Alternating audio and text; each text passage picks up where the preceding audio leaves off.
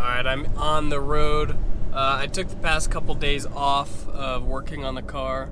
I cleaned up the whole garage. The garage is looking beautiful right now. It is so much cleaner than it has been, and I've been working in just a bunch of filth, which has been brutal. I tend to do that to myself, where I just make a mess while I'm working, and then I just continue working in that mess, and then you just get it just gets worse and worse and worse, because then you're looking for stuff and making a bigger mess looking for stuff. So I went through and I cleaned everything, and I sort of put a bunch of parts that I know I'm done with away finally. So I'll show that to you guys when I get back. You can see the floor is all clear, and come up here, got all my tools put away, and we've got space to work in here again. So I just went and picked up a new soldering iron because I can't find any one of my old ones. I bought probably like 20 of those cheapo soldering irons over the years, but I don't know where any of them are, and I've probably worn them all out. So I bought this one. It's like cordless, works with my Ryobi parts. Picked up a Z32 math last night. That's what I need the soldering iron for. So I'm gonna wire that in, and then I have all of my intercooler piping fit now. So this is done. Got the blow-off valve on there. It's just an HKS knockoff. That is the new clocking for the turbo. I had to adjust it last night, but this looks like it should work just fine. I'm going to pull the manifold off as well right now and weld up a couple of other leaks I have found on it, and that should be it. And then we can fill up the trans and put the shifter in and do the same with the cooling system and hopefully run this thing. Alright, since I last checked in, I've gotten a ton of stuff done. Starting in here, I got my shifter back in. I also got the gearbox filled full of fluid and the drive shaft put in. Come out here. That is welded up and sealed up. I just started and checked it. This is just temporary on there. The math is just connected. I'm going to make an intake that comes around to here. Has a filter set up, but I don't have any stuff for that. So for now, this should do. It's got a screen on it, luckily, so that should work as a filter for anything big. All of this is all tightened down and everything. The blow-off valve is all good to go. I've got this for the IACV vacuum hose set up. I've got the heater hoses looped. I will run a heater in this car eventually, but the heater and AC is just unhooked up for now. While I get it tested and everything. The hoses for the radiator are on, belts are on, fan is on, radiator is bolted in. I need to go put some fluid in. Battery is hooked up. I need to make a mount for that, but luckily it sits in here like perfect, and I didn't have to modify the original battery cables, and they just bolted on. And then I changed the oil on the car. I had an issue where, before I started, I had an issue where a injector was bleeding fuel into the combustion chamber, and it filled the oil full of gasoline. So I drained it out, put some fresh oil in it, and should be ready to pretty much start at this point. I am going to figure out how to hook up my cable to the computer there so I can see all the data on the screen, and then start it up and start playing with it. Coolant bleeding right now. This is, if you don't have one of these, you're doing it wrong. This is like money when it comes to bleeding cooling systems, which that thing sucks for bleeding the cooling system on, because radiators up here, hoses go along the bottom and then come up back to the engine, so definitely necessary. But I'll probably start it up here and start bleeding it by running it. But I'm trying to get as much water in there as first as possible. I'm just running water for now because I'm guessing I might need to drain it out. It's the middle of summer right now, so I'd rather not have to drain out a bunch of coolant. Looking good. Burning off some stuff from the exhaust.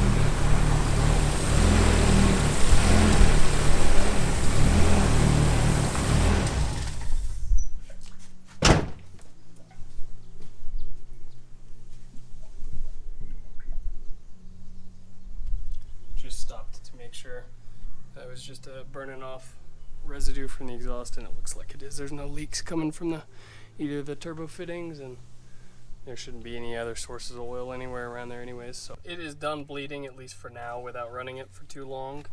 and I'd like to be able to see what's going on before running it to bleed it. So I'm just gonna set this up.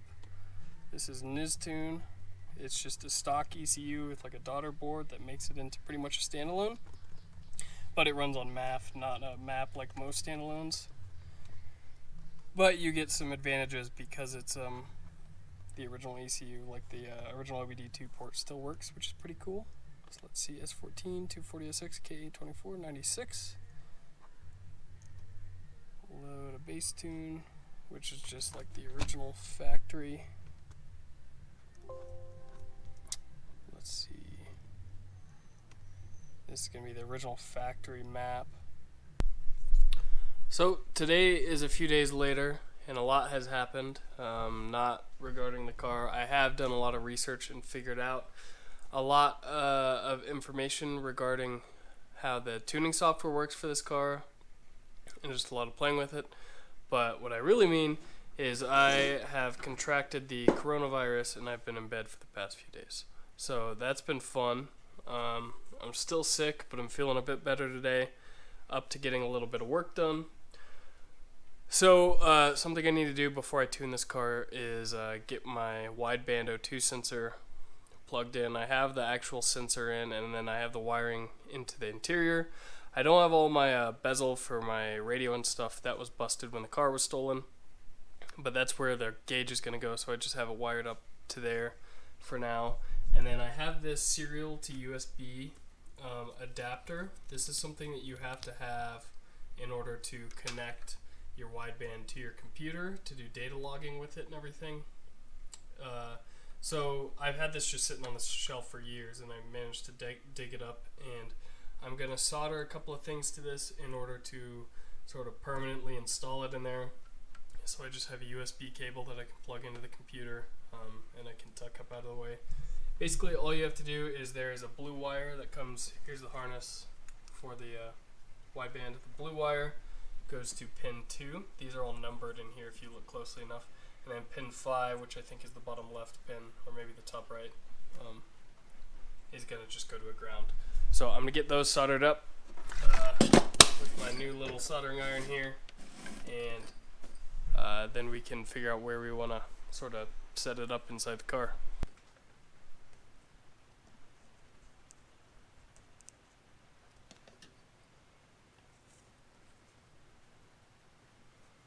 Easy peasy.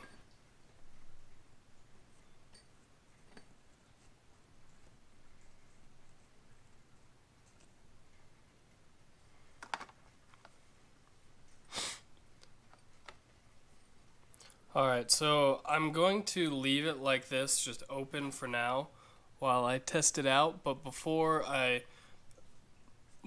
do like a final install, what I'll do is I'll fill the rest of this connector up with some like silicone and like pot it like you would see stuff from a manufacturer come, so that they can't fatigue from wiggling or anything, and it'll keep them insulated. So there's the wideband, and it works. Ignition off, turns off, ignition on, turns back on. And in Niztune here, if I hit the button that connects the wideband, brings it up, and you can see it's reading at 18.5, which is full lean, which is what it's reading whenever it's just 3 dashes there. So I've got that all connected up. I'm now going to clean up this wiring a bit and make it to where it's not so janky. It is the next day, and the potting of this connector here is all dried and cured. If you don't know, the reason why you do this is for strain relief on those soldered connections, so that you're bending it not at the solder joint, but at, you know, just where it's wiring, and also it insulates it. So yeah, you can do that pretty much on any connector. Lots of OEMs do this, or manufacturers do this on different sort of things. The reason why I'm doing this here is it eliminates the use of an adapter and the possibility for sort of losing connection. So take this and go throw it in the car. So I've got it all installed and wired up. It's a bit of a mess back there because I left the harness the full length. I didn't really want to trim it down in case I want to relocate this gauge. I think I'm gonna do it here, right where the cigarette lighter plug was, but as of right now, it's all wired up, comes on with the ignition, and then here I have my USB cord for my wideband, and then here I have my USB cord for the console cable, which is how you actually connect it to the ECU. So those, eventually I'll probably route them here so they just stick out, and then I'll just have to use like an extension for them to get into my laptop. But yeah, nice and clean and nice and accessible, which I'll want for tweaking, because I'm sure I'll have to tweak it all the time with my lack of tuning skills. So after that last clip, I did get a little bit more work done on the Built 240 here. I got the wideband all sorted out and hooked up, and I actually took this thing for a test drive on a super rough bass tune with the idle set really high so it wouldn't stall, and I found some new issues. So let me go over those with you. So if you look at the engine bay, there's oil everywhere. It was coming out of here. This is just on there temporarily for now, this breather. But I got pretty scared because I had oil dumping out of here, and it was going into my cooling fan, and then it blew all over the entire car. And it was coming out of here under braking, and actually what I ended up learning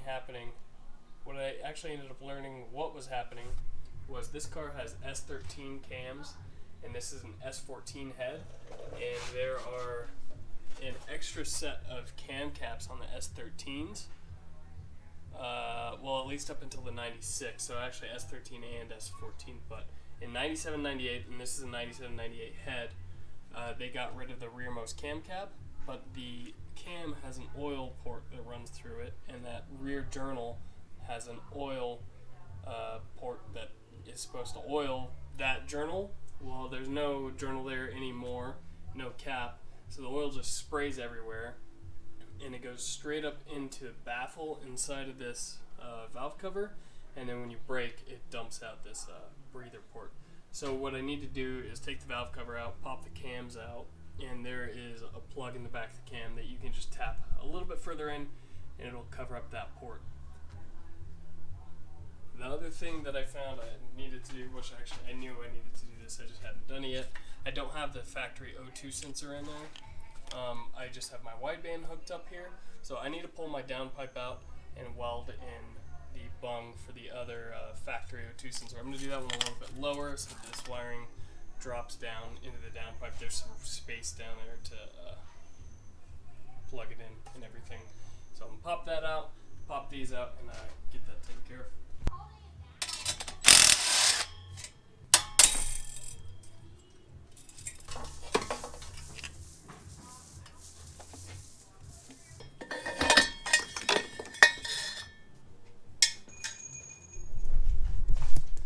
So right there, kind of facing forward is going to be the way to go. Apparently I was leaking at some point out of here. I couldn't hear that though, so that's kind of odd. I think that might have been before when I had the V-band clamp kind of loose. Also, you ever just dump out your whole bucket of hardware to try to find one piece of hardware? Yeah, me neither.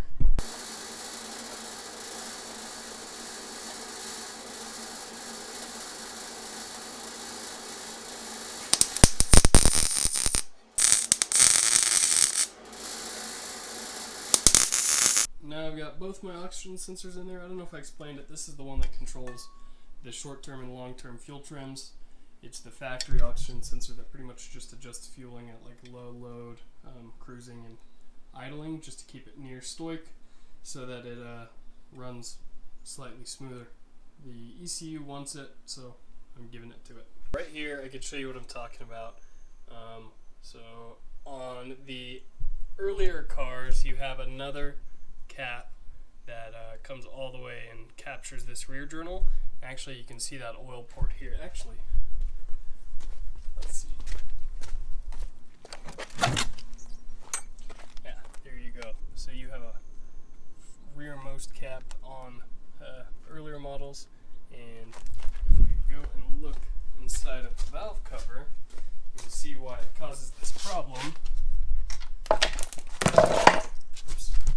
So that port lines right up with this baffle, and it literally sprays oil up into the baffle, and that baffle runs up and it drains out via that port. So you step on the brakes and all the oil that's accumulated in there runs up and out of there. I didn't realize this was a late head. I didn't even know there was differences in these, to be honest. I just totally overlooked it. Didn't even notice that there was oil ports there. There are little caps in there, so I should just be able to pop these cams out. Actually, I might be able to get away. I'm going to try to do it without popping the cams out and just sticking a tool in there, but you can just tap them in just a little bit further. If we can actually use this motor again as a reference. Yeah, so it's pretty much like a freeze plug. You just tap it in until it covers up that oiling port, and then you're good to go. Pulled the timing cover off and got the timing chain off. I bumped the starter to bring it up to top dead center for cylinder 1, just so that it was there when I took it apart. It'll go back together nice and easy that way. So I'm going to clean this RTV off from when I put the timing cover on the first time, and then pop these cams out, and hopefully tapping those plugs in the back goes nice and easy.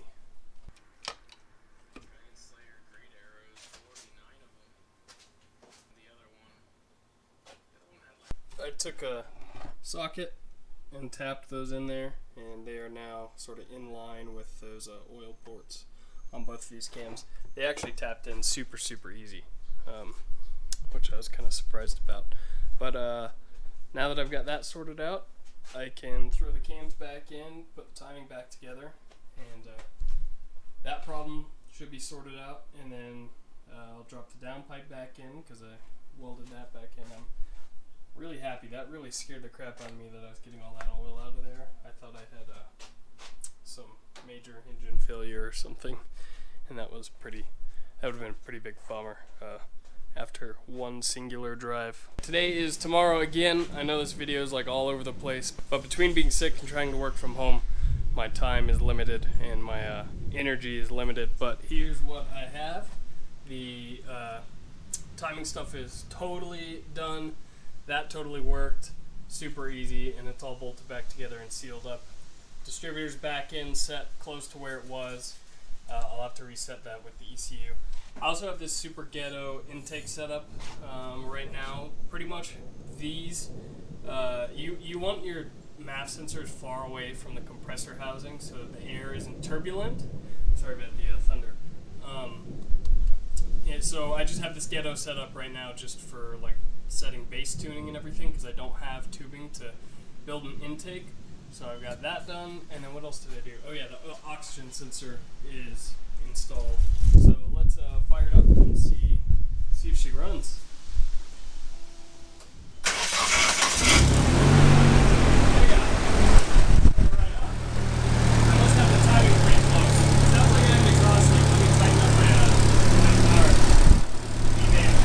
That is where I'm going to end this video off. I know this video is all over the place, but thank you guys for sticking with me if you made it this far. I'm at the point now where I need to set some more base sort of values in the ECU to get it to be drivable. It's just off throttle, it's not very happy, so play with that a little bit, and then move into actually driving it and tuning the thing, because now it's all together.